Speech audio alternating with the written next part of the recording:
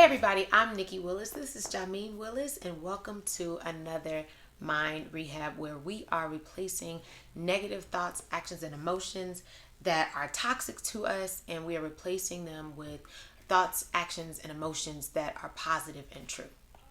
All right, so in this episode, this one's a little more serious. We are talking about basically our story.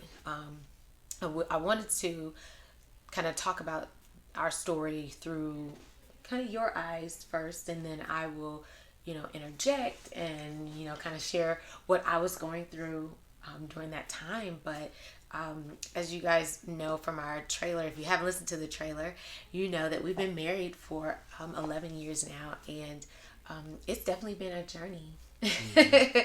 It's been a journey. So I'm going to ask the questions just kind of from the perspective of you guys, because obviously I was there, but I'm going to ask the questions kind of from your perspective so that you can hear from his eyes, what he went through, what he was going through, and and hopefully this will spark more discussion in our community and things like that. So, okay, babe, you ready to get started? Yep, let's do it. Okay, so, I want to start basically at the point where we got married. Okay. Is that okay? He's going way back. Well, yeah, I mean. Okay. Because I feel like that was kind of, when things started to change for you. So, we got married in August 2008. Mm-hmm. That was the best day of your life. August 31st, 2008. That was the best day of his life. Best day of my life, too. But, so after that, we became a blended family. Mm-hmm. My daughter was 4, and then your son Josh was 5. So we had kids that were 4 and 5, and we were pretty much living in a nice little ranch house, 4 bedrooms. Kind of living it up, and I was working at the time. But let's start from there. What happened? Well, we were basically newly married. Mm-hmm. I was working in real estate, and you were at GE. Right? Yeah, I was in corporate. Yeah, so she was at GE, and up to this point, I had been in real estate for 8 years. Mm-hmm. Well, yeah, 8 years going on 9 years. And so when I first got into real estate, it was kind of like when Bill Clinton was in office, and it was like the technology boom. Right. And, things were going well with the economy. Right. Lending was very soft. Yeah. So the real estate market was good. And you came into real estate because you have a real estate family. Let's talk about that for a minute. Well, yeah, so I got into real estate. I was inspired to get into real estate because my uncle owned a real estate company. Mm-hmm. And so seeing them growing up, they were an inspiration to me. Right. So they were an inspiration to me, and I decided that I wanted to be in real estate also. And I got my real estate license at 19, when I graduated from high school. So I was, in my early 20s on the grind, learning the business, building the business up, and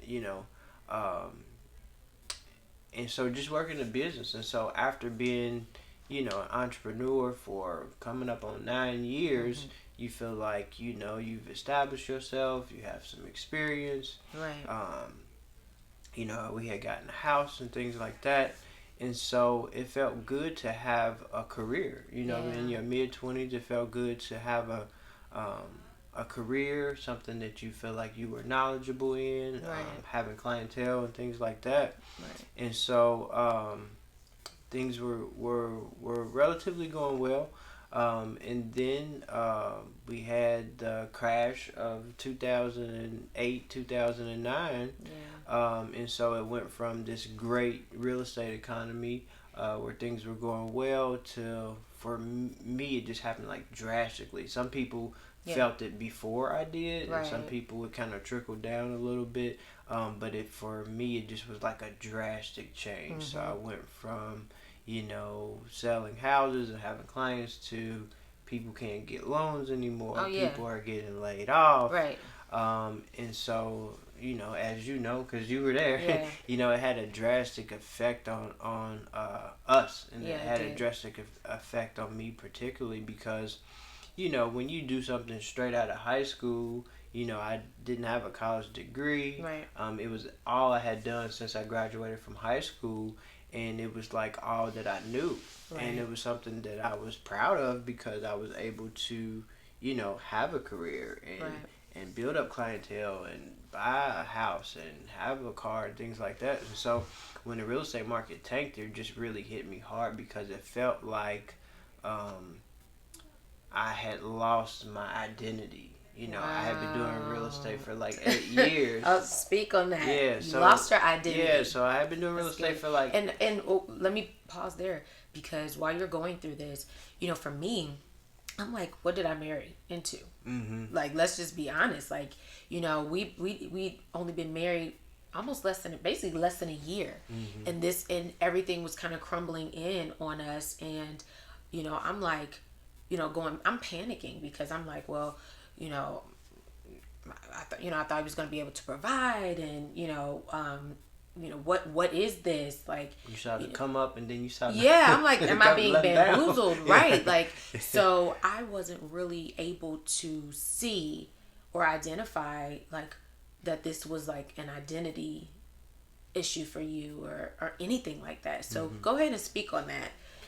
Yeah, go ahead. Yeah, so when you do something for a long time or you do something for a while, Yeah. for a lot of people, especially with a career and things like that, you start to identify with that as part of who you are. Right. So I identified it with being a realtor as who I was. Right. Because ever since high school, and really before I graduated from high school, I was kind of grooming myself to be a realtor. So I dressed like a realtor.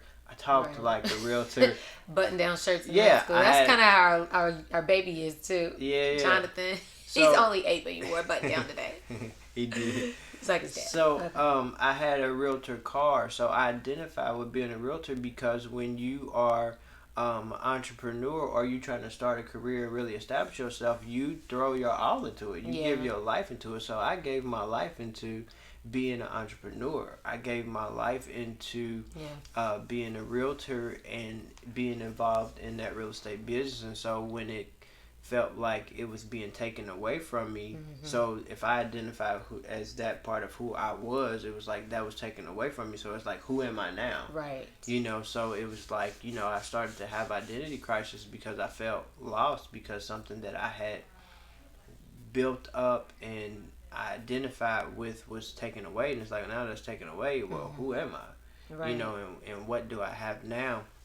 And Do you ever, before you go further, do you ever feel like you were able to even grieve that process?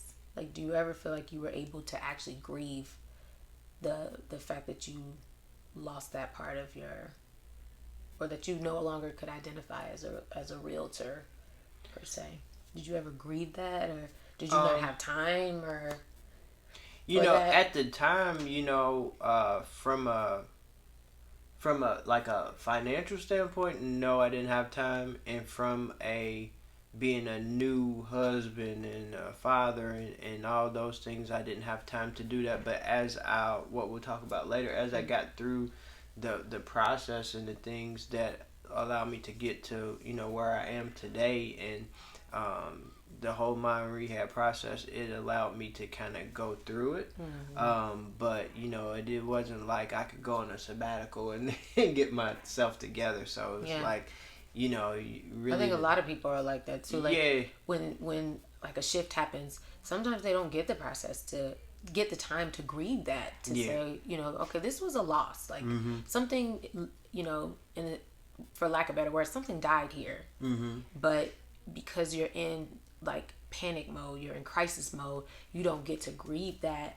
And, resentment comes in, and like, depression sets in sometimes, and all kinds of negative things happen when you're not able to grieve, that loss. Right. I think so. Yeah. Keep going. So, fast forward just a little bit, so it was kind of like, okay, real estate was like non-existent. I couldn't sell Wow. houses and Yeah. things like that. But right before the real estate economy tanked and Mm-hmm. everything went bad, that was when we started the LLC and when we got our first property. Yeah. And so I had discovered that I really liked the investing side of real estate Mm-hmm. more than being a realtor. So right at that point where I was trying to transition and let that be a stepping stone to investing, Mm-hmm. all that went away. And it was like just at the point where I was trying to get to the next step in real estate, what I really wanted to do, because I discovered that I really like investing more Yeah. than being a realtor. And it was like that was snatched away from me, and that hurt even more than the real estate part, Right. because it was like real estate was great being a realtor, but it was like a stepping stone moving on to something else. And Mm-hmm. so when that was taken away, that was like the ultimate like gut punch in the stomach. Mm-hmm. And so I kind of went through like a identity crisis and things like that, and so on top of that, I started to get frustrated, even like angry with God. I felt like God Mm-hmm. had let me down. I felt like uh, religion had let me down. Like I was like, why would God allow this Right. to happen to me and things like that. Yep. And so I kind of had like a identity crisis. And so fast forward to when I talked about going to the next step into rehabbing. So I kind of fell in love with rehabbing properties. That was the next step for me. And so I loved the rehab process, taking something that was messed up and Yeah. fixing it up and making it look like something. Mm-hmm. And so that's through this process of basically losing my business, my clientele had cleared up. We lost our house, we Lost lost our our car, car. we lost Yeah. we Lost lost so so much. much, and we had to So start over much. from scratch. And so, Yeah.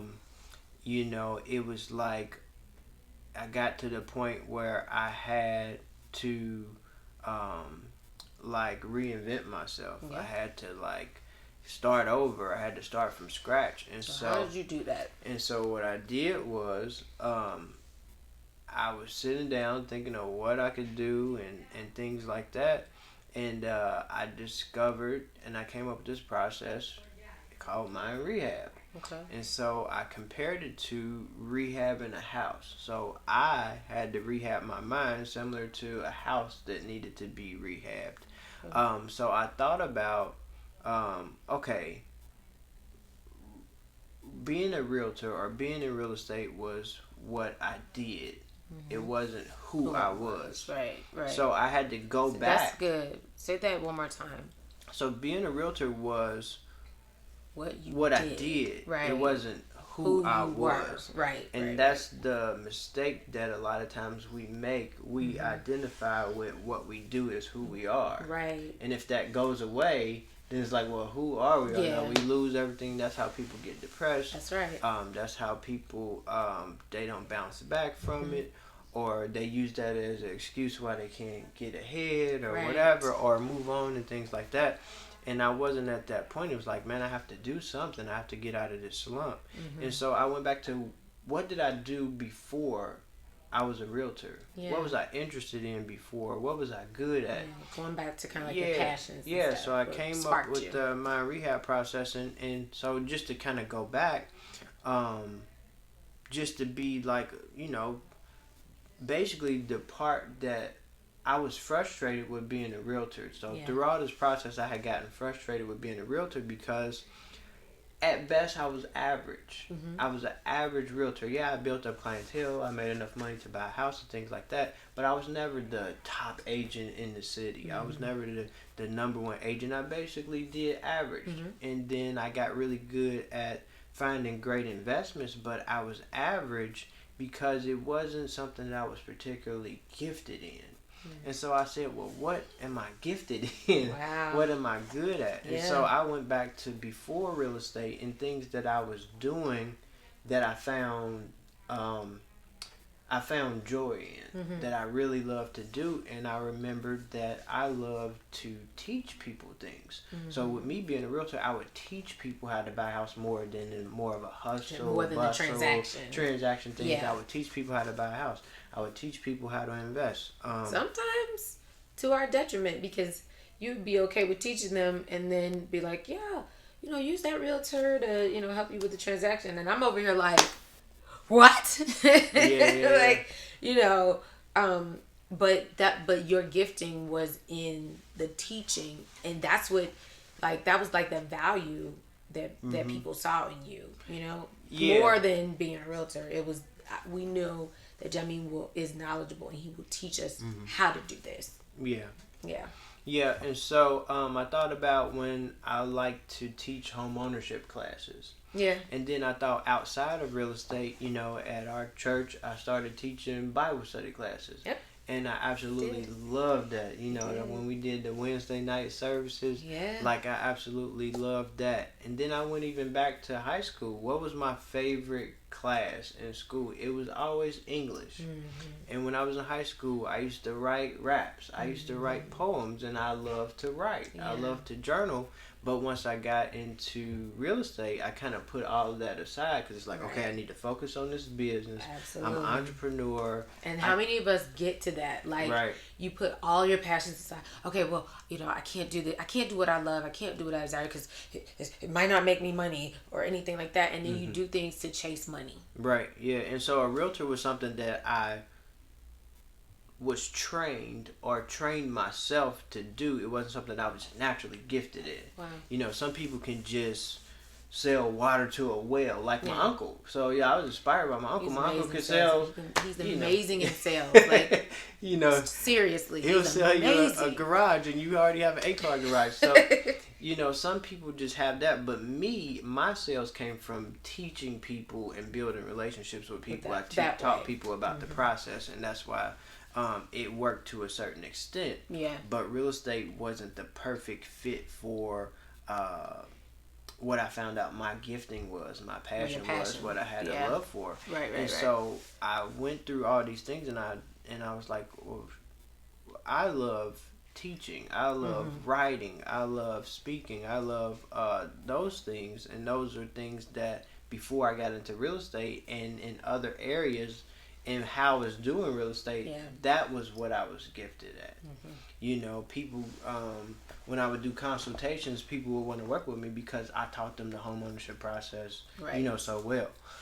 And so that's kind of like how I discovered,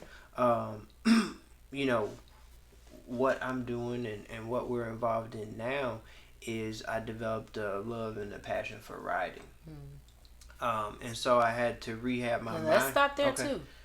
Because, like, you and I have had conversations about, like, you wanted to write, but it was like, how am I going to provide for my family? Right. And it was, it was, well, I'll just put this on the back burner.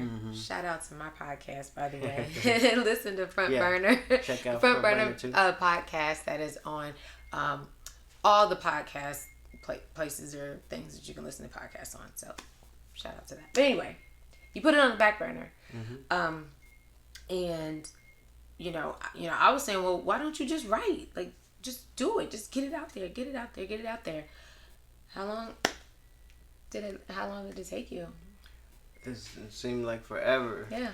So, one thing that was part of the process is, like, when you rehab in a house, it's a process. You have to go through the process. And one part of the process for me was, when you do something for a while, you develop confidence in it. You have receipts, you have clients, you sell so many houses.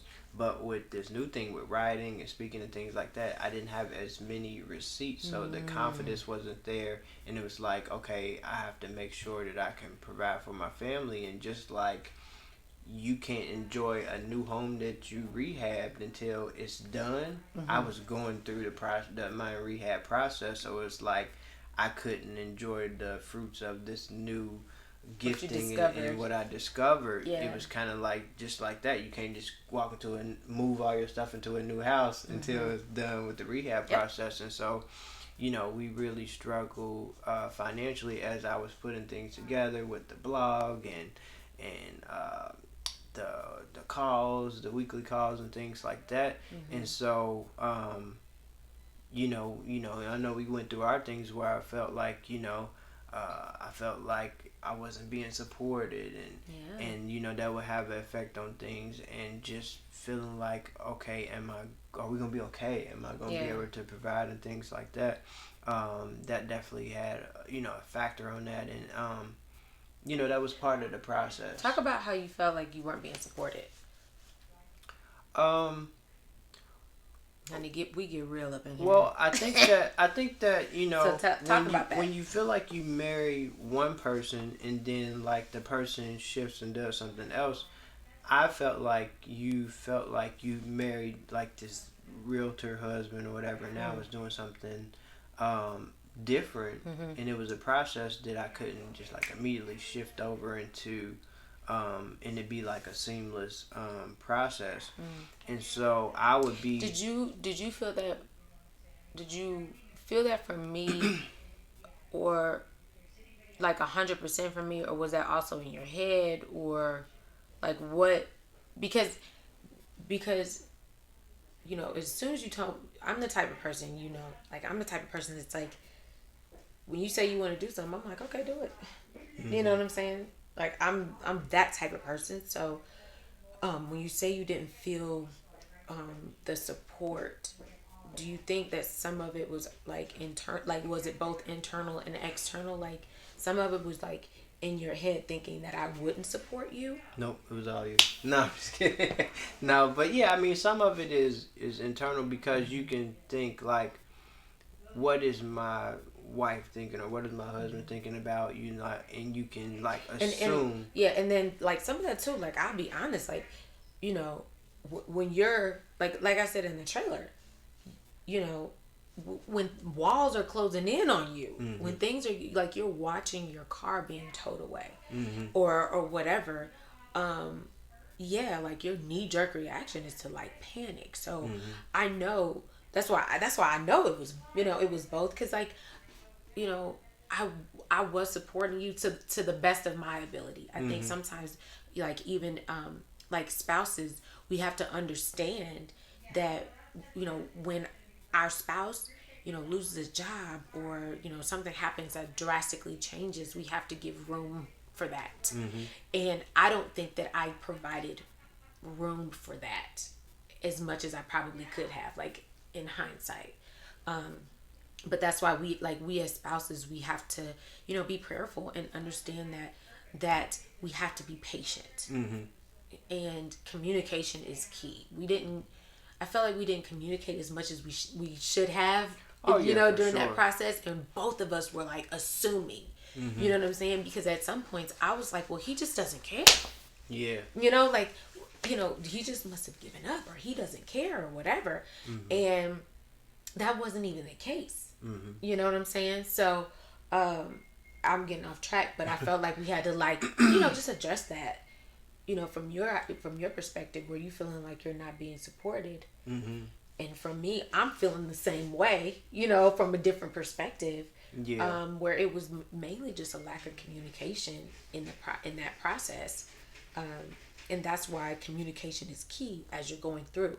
Yeah, and it can be tough because sometimes it can be difficult to write when you're under so much stress. You're under financial pressure, you have marital pressure, you have family pressure. And here I'm like, see, I'm supporting you, I'm telling you to do it. Right. Yeah, you're doing something new. So sometimes it can be a challenge to write and create and be creative when you're under, stress. Another thing was, spiritually, even though money and things like that were low, spiritually I was like on this new high, because it was like I discovered what I'm good at. I found my purpose, and I got closer. We can't eat your purpose. I got closer to God, and I remember one time he was like, "Stop reading the Bible and work." I'm sorry, Jesus, but I was like, "Will you put that down? Like, go to work or whatever." Yeah, but it's like when you discover your your purpose That's so and funny. you find out what you're good at, it feels great. Yeah, it But does. it's also still a process, and when you're going through that process, it's like it literally changed my life. So even Mm-hmm. though we were still struggling financially and things like that, and it was new, it literally changed my life, and it was something that Yeah. I couldn't go back to. Yeah. And sometimes you can try to, and that's part of the process too. You can try to go back to Mm-hmm. where you were before, but it's like once your mind has been changed, once your mind has been renewed, you can't act Yeah. like you never went to that level or things like that. And That's so so good. That's so good that you said that because I was listening to